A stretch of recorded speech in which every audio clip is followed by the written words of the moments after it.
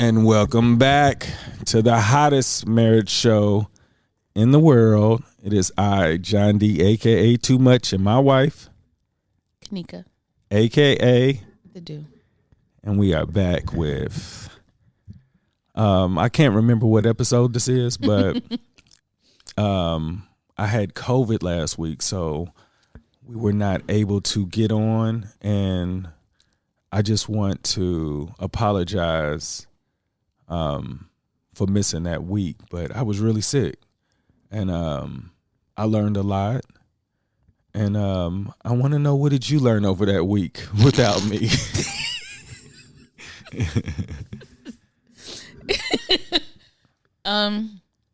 I wasn't into learning over the week. I was just here. So I worked. No, you know what? I did learn something. I told my mom. I learned how much I don't do around the house anymore. I feel like I be just walking around, just existing, and you just be behind me fixing stuff. 'Cause the laundry, okay, yeah, I did the laundry or whatever. Because when you got sick, I immediately started going through the house and trying to like clean stuff, and so I pulled everything out of the bedroom. I'm washing stuff.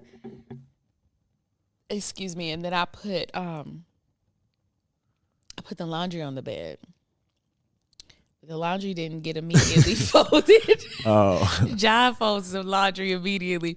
So the laundry didn't get immediately folded. And then it was nighttime, and I was like, I gotta put the sheets on the bed. So I put the sheets on the bed, and then I just shifted the laundry to either side of the bed as I was putting the sheets on. And so then the next day I was like, okay, I for real gotta, like, I gotta do these. And one set of sheets I just put in the bathroom where I couldn't see. I was like, never mind, I'll just take care of that later. So then I eventually I'm gonna tell you when I finally got everything folded. So John went down for the count. What was it, Saturday? yes, Saturday. Okay. You were trying to test what on Wednesday? On Wednesday, yeah. So I was like, this dude is trying to get out of isolation. I know, I was really trying to go back to work. I had just got a new job, and like I had worked 2 weeks, and Yes. they know that I'm overqualified, and I've got COVID for real. So in my head, I thought about that. I was like, and I didn't want you to think that I was like trying to escape, because we had just spoke, and I'm like, I really like this job. Hey, this dude was like, I need you to bring me a test. And I went and took him the test and immediately went upstairs and folded the clothes. That's Wednesday. So I was like, Kanika, when I'm looking around and I'm like, okay, you have to clean up. I was like, why does this bathroom look like this? Why does this? Then I said, this dude really be behind me doing stuff and I'm not paying attention. And I'm just floating around. And so I learned that I remember when I felt like everything that had to do with the house generally was just me. And then now I realize that, in this new era of our marriage, there are a lot of things that I have learned that I don't have to worry about. But when you're gone, then it's like, oh, shoot. Like, or where like even this week I've had meetings and I know the dogs need to go out. I had a conference, like a full day conference. They couldn't go out as much as they usually did. And that's just a new thing because now you're out of the house. So I have to be able to manage that. But like even the evening walks, I can't say, well, can you just take them out tonight, or can you do it? Ain't none of that. Scheduling to cook 4 days out of the week is trash. Yeah, Nobody wants to do that. Nobody. 0 stars. So I definitely learned, and even though I know you do a lot around the house, I definitely saw the immediate impact of just a few days of you being down. And so that was my lesson learned.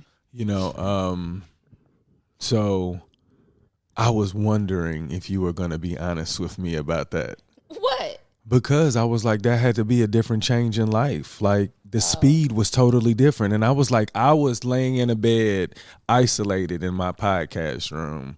and like I do have access to a bathroom, but I'm just down there, right? And I'm like, I didn't think about the things that I did as far as I just was wondering, was I going to be important enough for her to miss? Look, that day on my birthday, I took the day off, and I feel like I had no time to myself at all. And then I took Day to her orthodontist appointment. I took Dallas to archery, and I was like, if he were here, then I wouldn't have had to do something up in this mug. You know what I'm saying? So yeah, your presence or lack thereof, your absence was felt. Yeah. And the fact that we couldn't watch none of the shows that we wanted, we don't. If we start the show together, we have to end it together. Like we watch every episode together. So there was one of these shows that we were focusing on. It was on the last 2 episodes, and stuff was getting live. And then my boy said he was sick. I said, "Oh my God!" And I'm gonna tell you this. So, Kanika, like, okay, so I just started back for real work. Like, I've been out of work, like your typical traditional job, for like 1.5 years. And before that was the pandemic. So I was like working from home. So I have to go back to work. Like, I'm a teacher. And so just check this out. Like, I'm tired. like my life has completely changed. Like, I still wake up at 4:30 in the morning to get my work in, right? But now I have to like prepare to actually leave the house. That is a different mindset that you have to get prepared for when you've been home, like for the most part, every day. And you just like, you begin to appreciate or envy those who are good enough to be able to work from home, because when you leave and go to another building, you expose yourself to diseases like COVID. But anyways, no, my whole point was like going back, I was really tired. I was extremely tired. And I told Kanika, I said, hey, I need a snow day. Like I was like we live in Michigan. Why can't I get a snow day? And like he worked for 3 days. He was like, look. And but so check this out. So I tell her that I'm sick. And now mind you, I'm really sick, and I call in, but I find out that my wife didn't believe me, right? So listen to this. So in my head, I'm like, I'm really sick, and I'm like, what did I do in my past? This is where my mind is going. Like when I find out, she thinks like, John, you've only worked for a few days. Like, come on, you just really didn't want to go to work. So in my head, I'm like, what kind of douchebag was I in the past for her to feel like that? I would call in sick without letting her know, like, I'm not going in today. Like, so I was like in this like place of like, how was my past so bad? That is enough. So wait, let me just set y'all up. So dude starts work on a Tuesday. I worked the whole week. He worked that Wednesday. Tuesday. He was like, wait. He worked Tuesday and Wednesday. He was like, man, I am so tired. No, not the first week. Yeah, well, so listen, let me explain. I'm going to tell you the timeline. He was like, man, I am so tired. And I was like, yeah, I get that. You got to be out. You're engaging with a number of people. Like, that's a lot because we've just been in the house. He was like, kind of feel like I'm just going to call in. I'll think about calling in tomorrow. But it was a joke. That was a joke, though. Hey, it didn't sound like no joke. So then I was like, hey. I said, John, stop. And he was like, well, I was just thinking about it. So he goes to work, right? He goes Thursday, goes Friday. But by Thursday, he gets home and he's like, man, it might snow next week. And I'm like, okay. It was like, I really need a snow day. Dude, you just got there. So how is it that you already need a snow? Like, and he's like checking. He says, say it's going to be 3 to 5. It's going to be 3 to 5. I wonder if we're going to get a snow day. So I'm like, this dude is fooling. So the next week comes in on Monday. He was like, they say we got to, stay after on Wednesdays and Thursdays, did you say? Yeah. He was like, this is cutting into my time with my kids. I'm feeling like I'm going to tell my principal, I can't do both days. I can't. And I'm like, dude, I said, do y'all hear this? My wife is arguing with me trying to get the time back with my kids. No, listen, that I'm because so he said used he's to. missing out this time with these kids. Well, look, so then he's like, I'm a miss out on this time with Dallas, my kids, blah, blah, blah. And I'm like, it's only Wednesday and you'll be home in time for him to go to practice at 7 because you do practices with him. So I just felt like it was a little... but you were like, it's fine because the principal, he'll understand, blah, blah, blah. And I just feel like it's too early in the game to just be deciding that people should be okay with you not necessarily doing what every other teacher is expected to do. And so we get past Wednesday and Thursday, and then all of a sudden you're homesick on Friday. And I was like, okay, so if we're going to talk about last week being tired and wanting to call in, looking for a snow day, and then saying what you could and couldn't, going to tell your boss what you could and couldn't do. I was like, this dude is fooling. But didn't you see how far from the truth you were?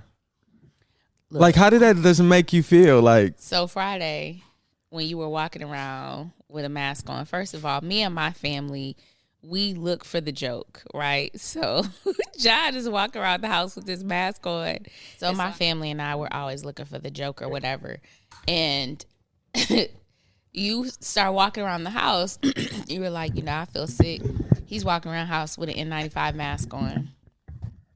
And so I take a picture with John so that my family could see him in this mask. And I said, John got his, what did I say? John got his COVID precautions on while he walking around here with a cold. And so we were all laughing because they had already known. I said, John has been setting me up for the last 2 weeks, getting ready for him to be home. He's been setting me up. And now here's the day. Man, the next day when I tested positive, I was like, hey, y'all, everything I said yesterday, you guys scratch it. But doesn't that, like, it just shows you that she and I don't know each other very well. My wife thought I was trying to pull a doozy over her, and she didn't even recognize what John looks like when he's really sick. Hey, if anybody would have had those things leading up to that day. But I'm saying, even the person that I am, you felt like that I would do that. Like, to me, I feel like I'm trying to be an example for mankind. Oh, wait, no. And then on top of that Thursday, you said you were talking to the guy with the room next to yours, and he was like, dude, I can't be doing this, man. I got to find me something else. So then when you were off the next day, I said, he is running away. But so how does it feel when, like, like I really had COVID, though? Yeah, then I was like, oh, shit. Yeah, I was like, dang. I was like, but I'm telling you, though, like, as your husband, I was like, I must have been a scumbag that she doesn't know what a lie looks like. No, I just feel like you had willed yourself to the point of being sick. Get the no. Well, now I can tell you I didn't. I know. But then, I mean, on the other side, when you're not exposed, and then you go back. I mean, most teachers, when they go back to school, they run the risk of being sick. Oh, yeah. I knew I was going to get sick, but I didn't know. Yeah. Like, honestly, like, I was just walking around here willy-nilly with a mask on, and you were laughing at me. I just want for the record. And that I was, look, check this out. That I was the butt of her joke in her family's sidebar. Like, and I was really about to die. I was about to die. He was not about to die. No, so, like, check this out. So I've had it twice, so I can give you a fair assessment. And I believe that the second time I had it, that I dealt with it better. But each day it was different. It wasn't like last time. Like each day the symptom, it was never like all the symptoms at once. Last year felt like I was just like 2 days of my life I can't be accounted for. And my back was hurting, but my back was hurting again. But it was like, that was the only thing because I could never get comfortable. But I had different symptoms each day where I was like, golly. That's why when I took the test on Wednesday, I was like, dang, she's going to really think I'm like lying. So when I tested positive, I was like, is she gonna ask to see this test? Like in my head, I was just like, I don't know what I gotta do. But I was. No, I mean, I saw the positive test when you tested the first time, and then I was like, okay. When you said you wanted to test on Wednesday, I was like, why is he doing that? Because in my head, I thought it like, well, I didn't know it was gonna be as long, just like that long. In my head, I thought it was gonna be like, just wipe me out to the weekend, I can get back. But since I got it in the weekend, I was just extending it to 5 days, because in my head, I remember people saying, 5 days after you have tested, you should be available. So in my head, I thought that I was going to bounce back by then. So I had no idea that I was going to be wrong. And this is so crazy. So that Thursday, I was like, what was I thinking? Like, I was really going to try to go to work like this. And then Friday came, and I was like when I was like, hey, I'm going to try to take this test, she was like, John, these things cost $10 a pop.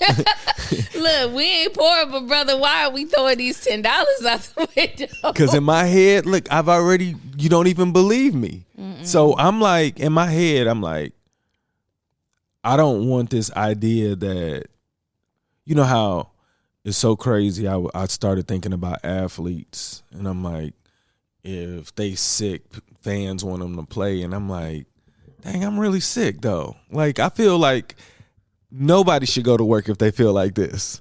And I was considering going to work, and it was just like a really, it just kind of reminded me how I'm still a slave. And when I say a slave, I mean like I have to think about finances for my household, and I can't even be sick in peace.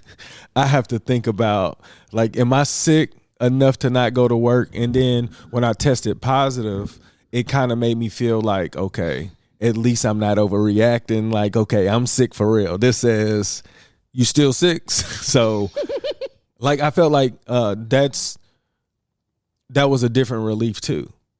But then yeah, man, I know we got on this topic, but that was, I learned a lot, and I'm glad that I had some value by being out.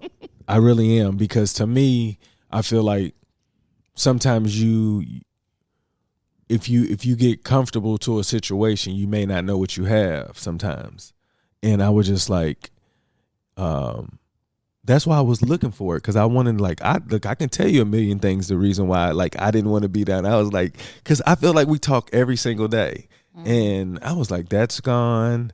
And I'm like, now I'm dependent on her. So, the things that you needed me for, I didn't know, because I was like, I expected you to do everything. So I just was thinking about how my whole week. So that's why I was looking for something. I was like, this week cannot go. It can't be in vain. I had to learn something from this week. And I mean, I continued to study or whatnot, but I was like, I have to get the most out of this week, because I am literally sick. And I was like, this can't be the excuse. So a lot of reflection on hoping that I was important to you. That's why I asked you, I was like, hey, am I out of sight, out of mind? And you was like, you notice how you normally just say that in the evening? I'm like, well, you're at work in the daytime. So in my head, I was just waiting for you to get your wind down or whatever your moments. But it was just when you down there, you realize how important you might not be. And I was just that's why I was I hit Day. I was talking to Day. I was like, hey, Day, did you miss me at all last week? She said, yeah, that's the reason why we text. So I said, yeah, I was noticing no text. I was like, I got sick on Saturday. We text. I got sick on Sunday. We text. Monday, Tuesday, and Wednesday evening, it was and I sent out she was like, oh, I didn't even know. And I was like, did you think about me at all? And she was like, yeah, of course I did. But it's so crazy how you can become insecure, because with Dallas, I was the only time I spoke with Dallas is when he brought me my food and he said, happy birthday. And I was just gosh, it feels like I'm in Abu Dhabi. It was just it was so distant. And I was but I did say, I was it's way better being this close. You know what I'm saying? So it was like, but it made me think like I appreciate the moments when we're together. Even when I'm sick, I'm like, damn, I need them to know that I'm thinking about, I don't get these moments. Like you guys are just, you got fillers. Mm-hmm. My fillers was just open all day thinking like, well, nobody's here. So these last 2 years being sick were by far the most productive I've ever been in life by being sick though. For real. And the dude always chooses to be sick on our birthdays. Oh my gosh. No. Just the last 2 years. And I look, I'm gonna be prepared next year, I think. I don't know how I'm gonna be prepared. Don't prepare nothing because we don't know. Yeah, so when I got sick and I tested positive, I was like, I had already thought, I was like, we're gonna be good for our birthdays. Look, I didn't think I would test positive. But that's crazy. But a question for you. What is love to you? Like, with your background, knowledge, experience, like, what is love to you? I'm going to have to ask you to answer that first. Okay, so the reason why I was asking is because I do want to go in a direction. And I was realizing that there's really we got to come up with like a determining factor, because there's always going to be something that somebody will say that they'll do or the other person won't do. Like it can get to that point, and it'll be for different reasons. But the reason why I'm asking is because in relationships, like somebody's always going to love somebody more than the other until the relationship creates some things to say, okay, yeah, I would do this for you. Yeah, I think I would do this for you. Like, oh, absolutely not. And someone's like, yeah, I would do that for you. But then I would think like, why would somebody say no and why would somebody say yes? And I was like, it has to be from their childhood. Like the way that you were taught what love was. Because I was thinking about the way that I was raised as a child. Like the love I got was after a whooping. Like, I love you. I do this because I love you. And I was thinking like, how as a kid, how do you process that? Like, the only time you hear I love you is after you getting a whooping, and they're doing it because, and like I said, like as I became an adult, I realized that what they were trying to say, but it's too late. I've already had the trauma. Mm-hmm. So when you get into a relationship with somebody else, that don't mean that they was raised that way. Yeah. You know what I'm saying? So it's like in this relationship, in our journey, me asking you questions is more so me trying to figure out, am I supposed to feel that much for it or am I not supposed to feel that much for it? Like if I give you an example and you was like, yeah, I would do that. And then I'm thinking like, I wouldn't do that. Like, why wouldn't I do that? So I really try to dissect, because in my head, I'm trying to figure out what's the better answer, because I only want the better answer. I want you to be like, I know what John would do in this situation. Like, where's his kids? Where are the kids? Where am I? Okay, this is what he's going to do. Like, because you know that I'm not compromised now. Like, there's nothing that could get me to not make the right decision. So when I ask you questions, because I know that my childhood was so crippled as far as things that I cared about and things that I didn't care about. Like a lot of the things that I didn't care about is because I figured that I didn't care about it. And I noticed that other people cared about things. Like, why would you care about something that I don't care about? Like it was like one of those things. Like I felt like if I thought about it, but if you're not exposed to it, you can't care about it enough. So when I asked you, what is love? Like I was thinking about how we entered the relationship as far as what love was. Like I was giving you what I thought it was supposed to look like, but I didn't know what it actually took to like show you that, oh, okay, my love is worth this much. I didn't know how to like show you the value of it because I didn't come from it. You know what I'm saying? It was almost like I tricked you. Like I said, hey, I could love you this much, but you don't know what this much is. You know what I'm saying? And I was just thinking about just with anybody, like how you love your mother. I remember when people was like, you're going to always love your mother. I was like, no, see, it's a little different. Y'all don't be talking about fathers like that. You know, like y'all don't say you always love your father. And I'm like, my father was different. He raised us. So I was like, you know, my mother made some unchoice decisions. But then when you figure the unchoice decision was actually legit, it's like all the bad decisions come from man. Just not knowing enough, the ignorance. Like there are no reasons why somebody would want to hurt you on purpose, you know, and I feel like it's just some miscommunication of how you could get hurt. And the reason with the love thing is because I learned so much from listening to what people think love is. And it's so many different things. Like people look at love completely different. Like I was just like, just between you and I on how we look at love. And then I started to listening to these answers the way people, I was like, oh man, it's so many different perspectives. And I'm like, if you know what the perspective is, like of people, you can make a better decision if nobody tells you which way to go. But a lot of times you're just going off of what your parents kind of introduced to you. Because I know that my mother doesn't know what love is.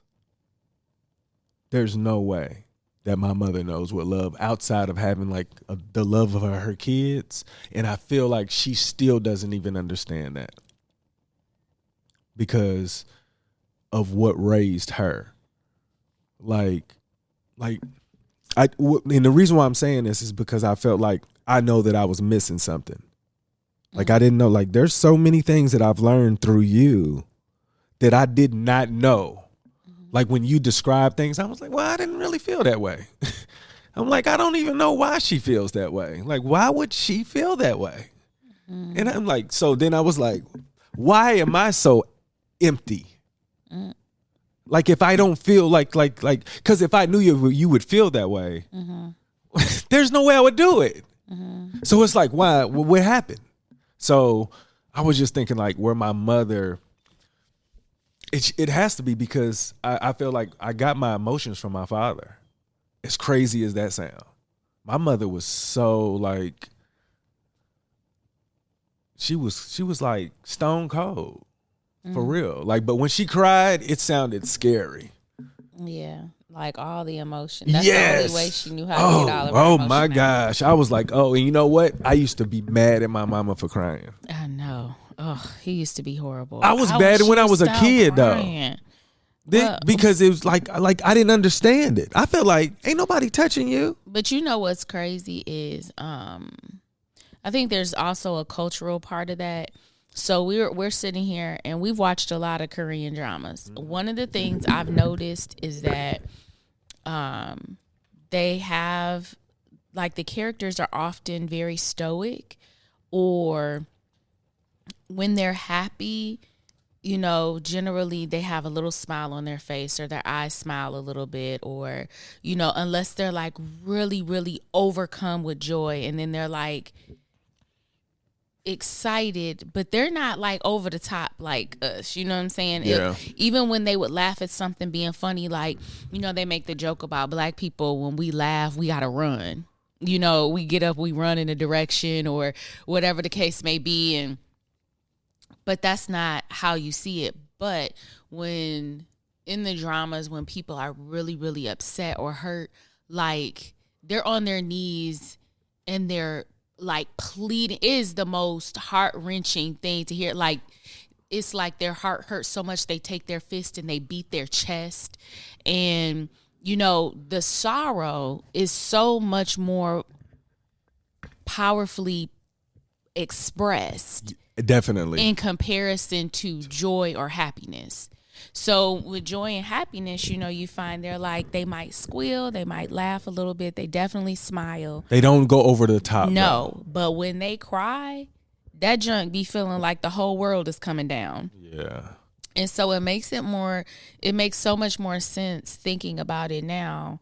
When I used to hear you talk about your mom crying, and it used to upset you because you were just like, and I think part of it was like, you don't show emotion no other time. But now you want to cry and it want to sound like, but it seems consistent. Oh, yeah. I mean, I understand now. I'm saying, like, but you don't, like, if I don't reflect and dissect. Yeah, of course. Like, I'm just like, oh, here we go again. But the other thing is, your sister does that too. Like, when she's happy, she does both, actually, because she can get loud and, like, laugh and stuff, like, Black folks, when they just be over the top. But when she's upset and she cries, she, like, lays everything out. It's like her whole heart opens up and you just got to see everything. And but what's interesting is when you're hurt, tears might fall, but generally you don't, there's no other reaction. Like, if you're on the phone with somebody, they might not even be able to tell you're touched the way that you are. But it's not like that with your sister and your mom. They're very much more, there's no not knowing that their feelings are hurt. And that's interesting. It is.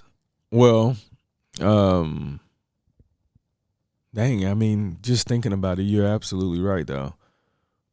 I'll figure that out at some point, because I think that if people knew how to totally display what they wanted people to know and not be scared, that people wouldn't misunderstand the messages. And a lot of times we just expect people to respect something that other people don't respect. Like, they didn't grow up that way. So it's like, who they disrespecting? Like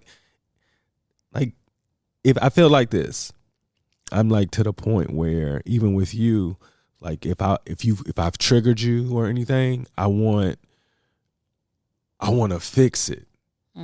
Like, I don't want you to be triggered, like, when I open my mouth.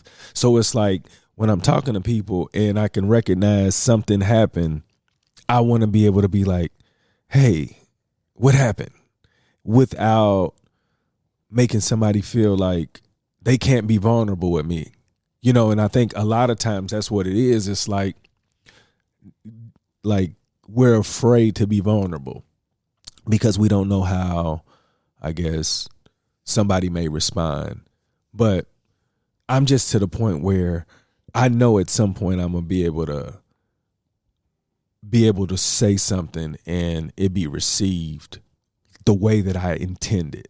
Mm-hmm. The way that I saw it, it's just like, oh my God, you got it. Like, that's what I want. You know what I'm saying? And I feel like learning just the way you displayed or showed how my mother and my sister expressed themselves through sorrow. It's all out there. It is. Like, they don't leave no crumbs on the table. They're gonna give you everything, and you be like, okay. Like, you have to feel like it's the most gut-wrenching thing. And then that gives you a perspective of how much have you been holding in all of this time that I felt like you were emotionless or, devoid of any type of feeling in regards to me or whatever. And then all of a sudden it's like heartbreaking. Yeah, like, listening, sometimes you just don't know. Like I told you, like, sometimes I've brushed things under the rug, like, and not known I did it. And then when it comes back up and I'm like, dang, why does that bother me so much? Then I realized it was like something that happened in my childhood or whatnot. But I was thinking, what made me start doing that and taking it seriously is when my sister told me that why do I always tell people that she's lying about certain things that happened to her. And that was bad. I don't remember that. But she and I was like, because I know that's not true. She said, you were there. She described it. I was there.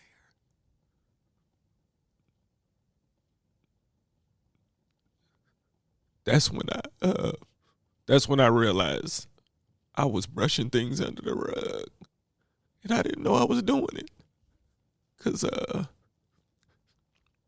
idea that I told people my sister was lying about things that's happened to her in her life was selfish, ignorant, and I couldn't believe that I felt like I knew that much. But I mean, even as a kid, you were a kid. I'm talking about as a man. I know, but I'm saying you were brushing things under the rug, not knowing that you had experienced it. Because I'm sure that as a kid, you were trying to make sense of what was going on around you. Oh, yeah. No. I'm just saying, though, that made me want to figure out what else I brush under the rug. Right. Because if it's something as serious as that I could like question how sincere a person's life is. Yeah. And that wasn't fair. And then I was just like, I need to figure out what else have I just felt like that's not important anymore. And I wasn't going to let it make me. But, it's very difficult to find those without the expense of somebody else. Like somebody's opening up to remind you of something, or you may say something to trigger somebody where you be like, whoa, what's going on? So just to go through that's like one of those things where that hurt me. Like, because I know that I was dead serious talking about my sister was lying. And that sucks. Like, I got to live with that. But it's like, that's like one of those things where I feel like that's a survival tactic that I did to get through. Mm-hmm. So. Yeah, we're all trying to figure it out. Yeah, definitely. Oh, for sure. But I guess that's the reason why I was asking about love, because like I've learned so much in our relationship that I felt like if marriage was a class, and when I got married, I was probably 10 years underage. If that could like show an analogy of, because we got married, I didn't have enough information of what a marriage is supposed to look like to be successful, if that makes sense. And when I say that, I'm saying like, I look at my behaviors overall and my perspective as a man, like, and where I am now, I feel like I've grown so much. Like I've grown so much on how I view who we are, how you make me feel on a daily basis. Like I really live in the day. Like even like if like when I was sick, I was just thinking about like I hope like something's shaking her day that reminds her of me, because like that's how much you mean to me. You know what I'm saying? I'm like, I know it's a selfish thing, but I'm like, look, I'm sick and I'm like, I can't do this. And like everybody's world seemed like it's just continuing. And I'm like, I hope I'm important to them at some point. Just kind of a reminder. That's the reason why I was asking for real, just like, what does it look like? Because a lot of people as they get older, it's like you don't know what you have when it's there. And I want to like be a constant reminder that I want to enjoy the day. That's the reason why I be often, because I just feel like with the information that I've attained in the last 3 or 4 years, today only matters. And that's all I be caring about. So what is love to you? Love is patient. Love is kind. Love is. For me, I don't really know.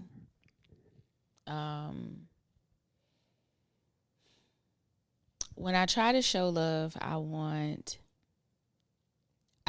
to me, I want people to have a certain feeling around me. I want them to smile, to laugh. I want them to look forward to time with me. I don't want them to be like, oh, she's a bit much, I'm gonna have to deal with her. Like, it's the feeling that people get with me. When I'm giving love, I want them to feel a certain way about me.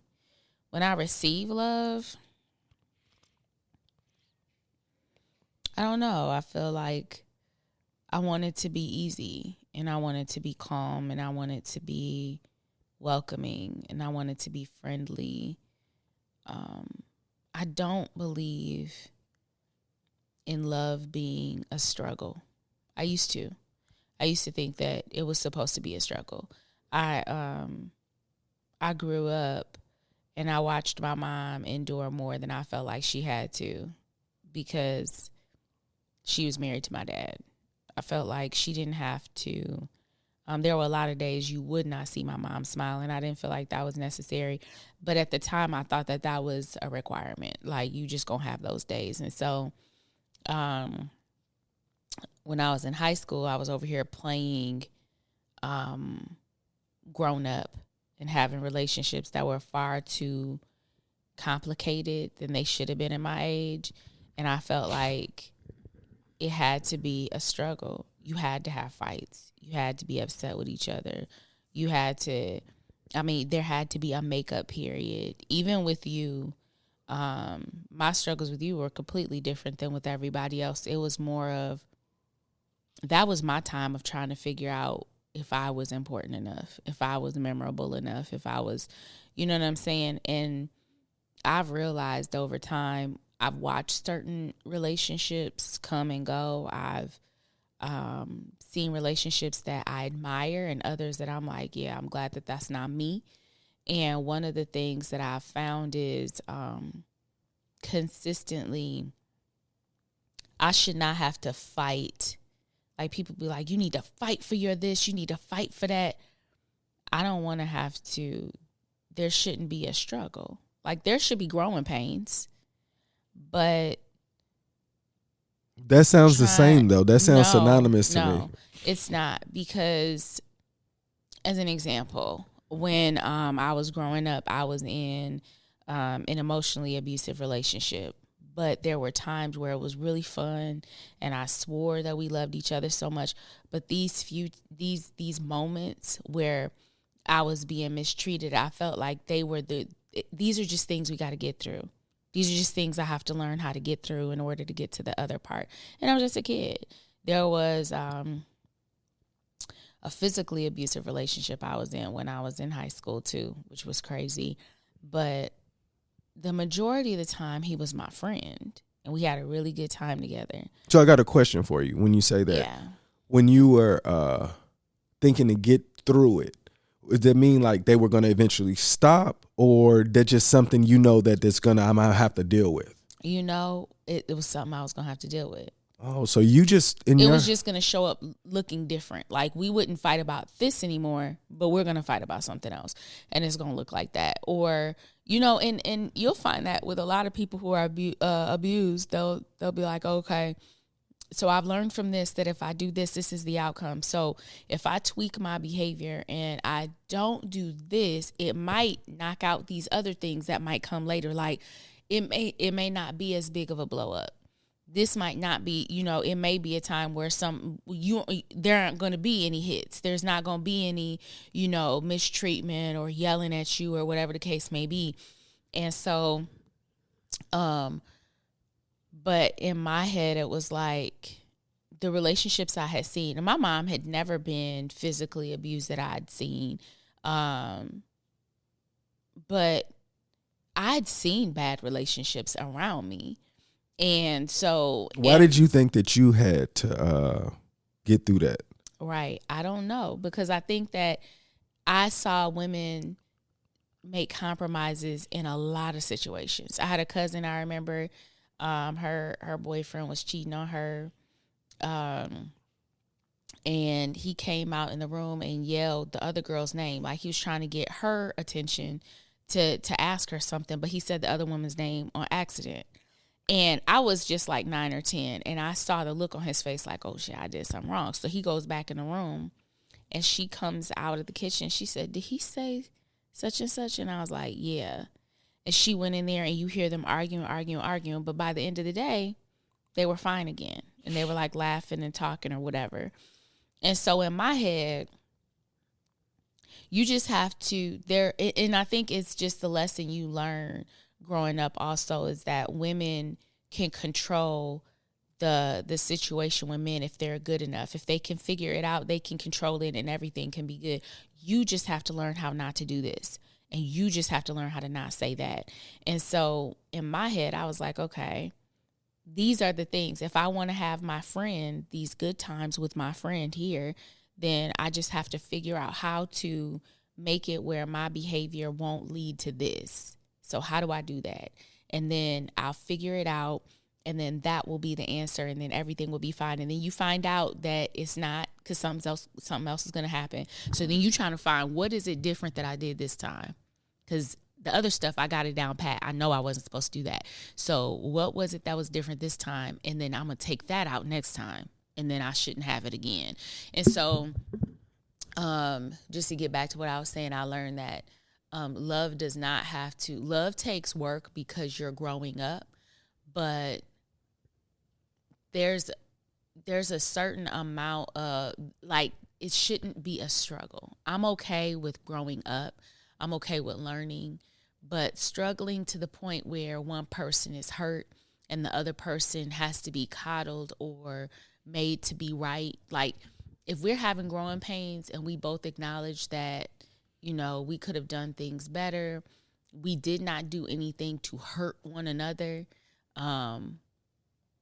especially not purposefully or to inflict pain on one another. That's one of the things. So that's what you think learned about growing pains versus struggle. Yeah, because I feel like growing pains is like, we, you know, maybe we're growing up and we are gaining these ideas about who we are, what we believe, and we may have arguments or disagreements, and then we learn how to either agree to disagree or meet in the middle and compromise.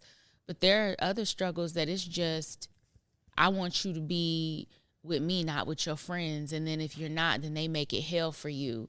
And then you figure out how to not make that happen. So maybe, like, as an example, I had the same boyfriend. I remember it was my friend's birthday. No, it wasn't. We were all supposed to hang out, and he knew we were.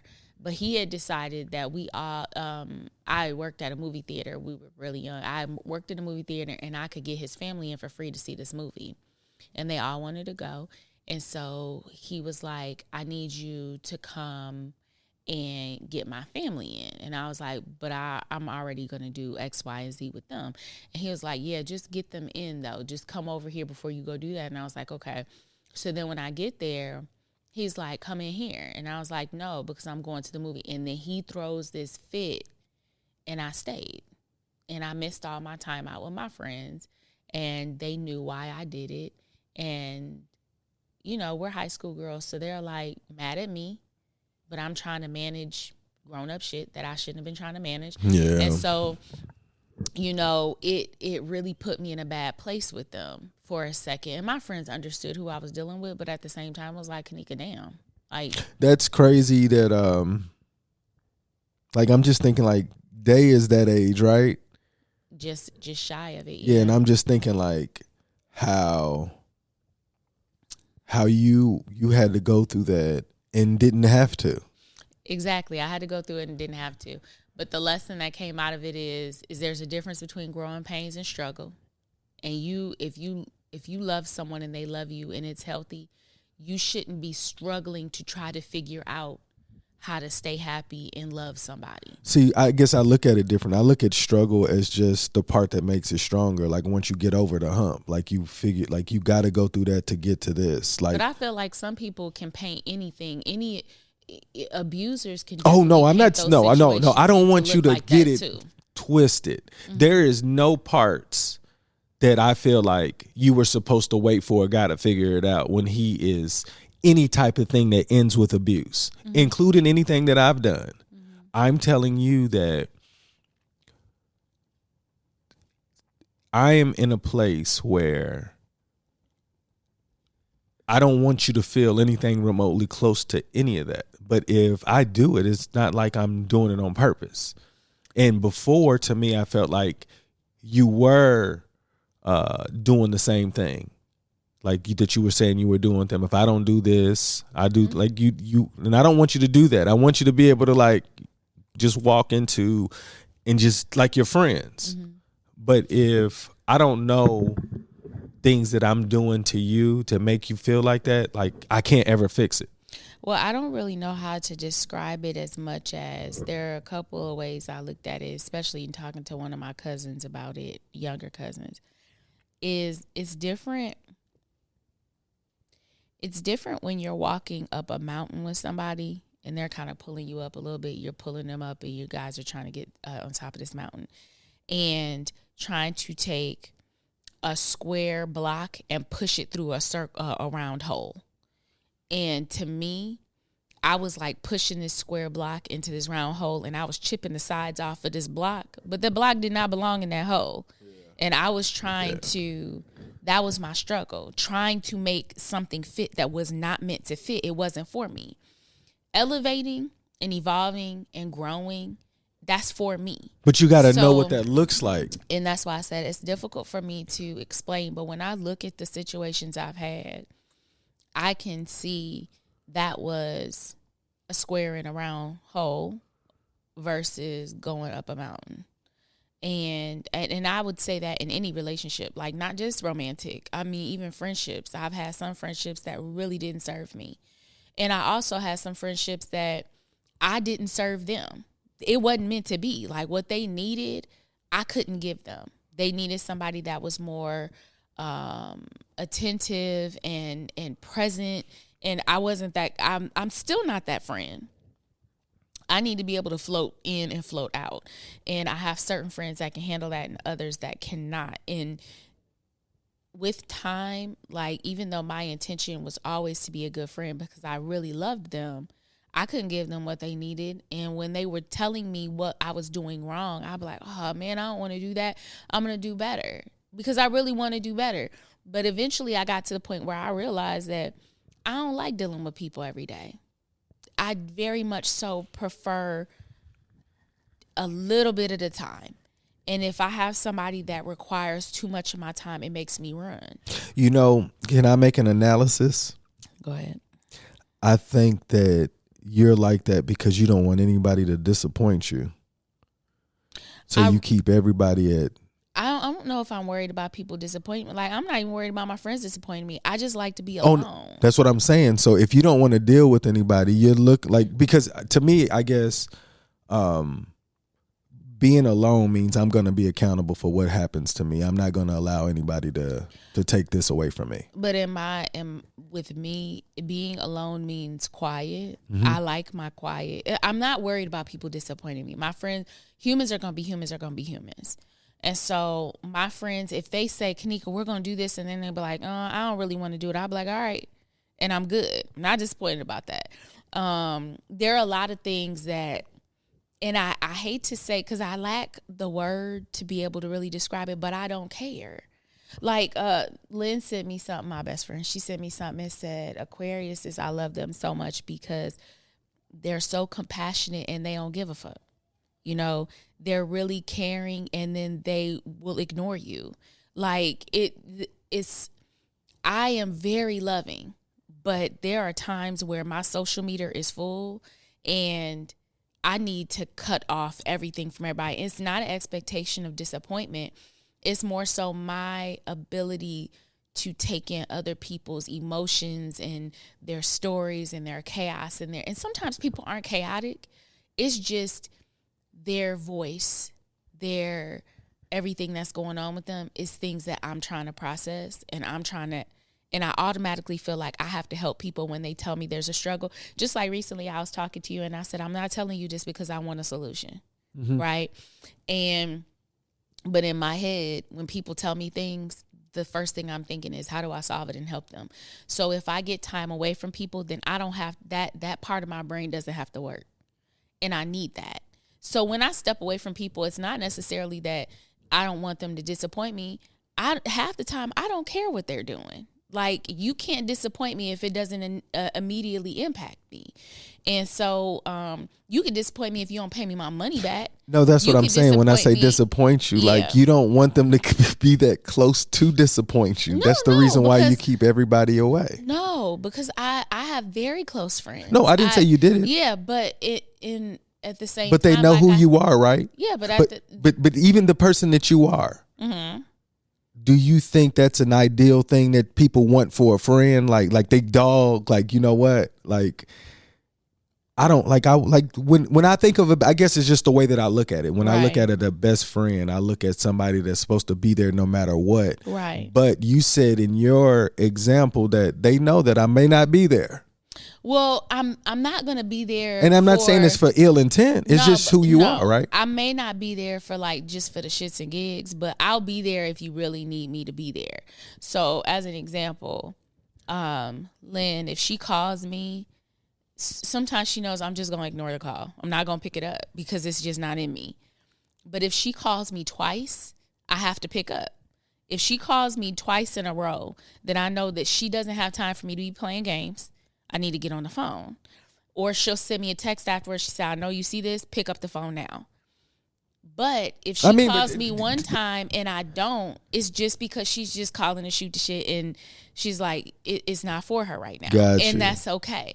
Like, Michaela sent me a Marco Polo and we could go back and forth 6, 7, 8, 9, 10 times. And it's cool. Other times she'll send me something and I don't respond for 2 days. And then when I respond, she be like, bitch. And then we just keep on talking like nothing ever even happened. And it's because they know that sometimes I have to clock out. But if you need me, they know they call or they text and I see the message, then I'm like, okay, well, let me, I'll make sure that I'm there if you need me to be there. So I don't just ignore people. Sometimes I just feel like I'm not in the space. So I'll get with you when I'm in that space. But if you tell me, Kanika, I really, really like this is something that I need you to put that aside. Your comfortability, I need you to put it aside for a second for me, then I'll do it. So I think that's another thing that's that my friends have learned about me. The ones who are closest to me, they give me my space, and if they can't manage, they need me to do something, they already know that they just have to push. And then let me know that, Kanika, I'm not here for games right now. I have something else that I need. And then I'll be like, oh, okay. So, but I also think that that's them respecting who I am because they know that sometimes I'm just not there. Not being there for them, but I'm just not mentally there to be able to interact with people. So for me, it's not really about disappointing people. It's more so about preserving my peace at all costs. And I know my limits and I respect my limits. And thankfully, I have friends who do too. I've had people who will shame me when I show up and they be like, oh, you da-da-da-da. We ain't friends for long. And they recognize, like, I don't talk to you after that. I don't really, if you going to shame me for how I do my business, then but I was that person. Yeah, I don't like that. But see, I think you're taking it. Well, from the perspective, me being on the other side, it's like I really want to be around you more, and I hope that you know that because I'm willing to say this in front of everybody. Yeah, and for me, it's shaming. Oh, no, I get it. Yeah. I'm just telling you that I've been on the other side where... Yeah, I get it. So it's more so that that's the way they communicate, and they're hoping that this is going to be... the one like, you know what, you're right. Why have I been avoiding you this entire time? Let me rewrite my 40-year patterns. That's what I'm saying, but just imagine if there's somebody that says something to you and you be like, oh, I didn't look at it that way. And then you decided that you were going to give that person more effort or more. So it's always somebody can say something that you just didn't know? You know, this conversation brings me to a thought. Like not 6 years ago. Let me see, maybe 8 years ago. I remember I have a friend that we were friends in high school.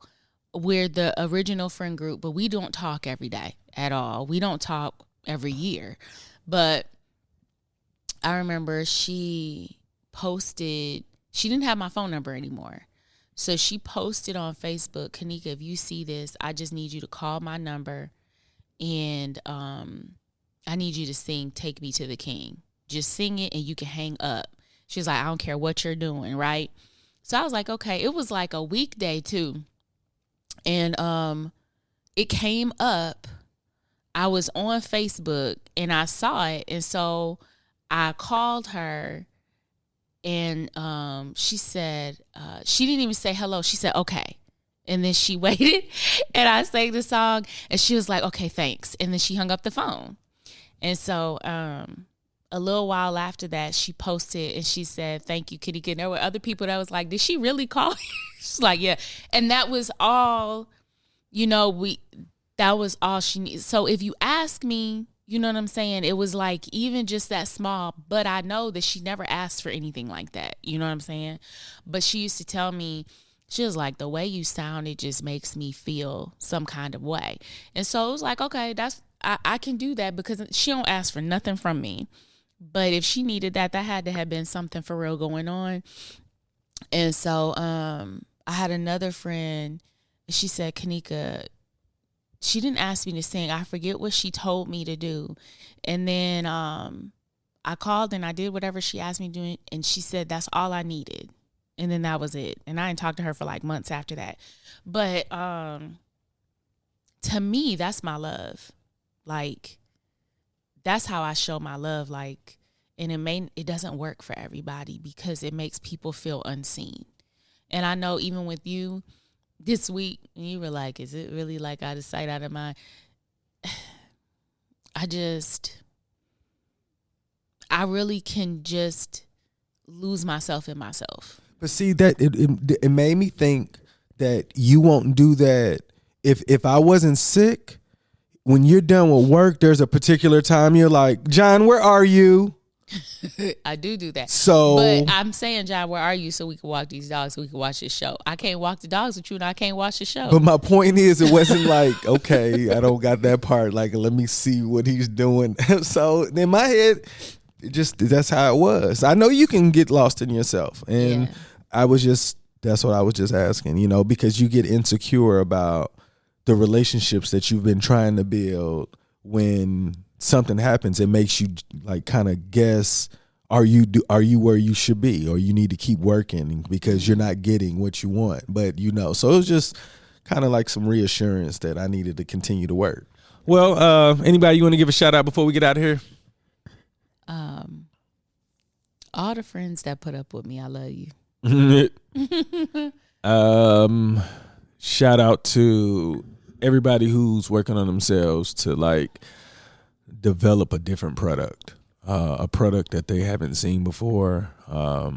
Shout out to you guys. Look, every day, find a reason to work on you. And before we got on here, it was this quote that I heard from a young lady. She said, Jim Rohn said it, like, you should be investing in yourself more than you should be investing in your job, because you're the value. But if you don't invest in yourself, then your job becomes the value. Y'all make today better than yesterday. Don't worry about anything you can't control. Be great on purpose. Boom.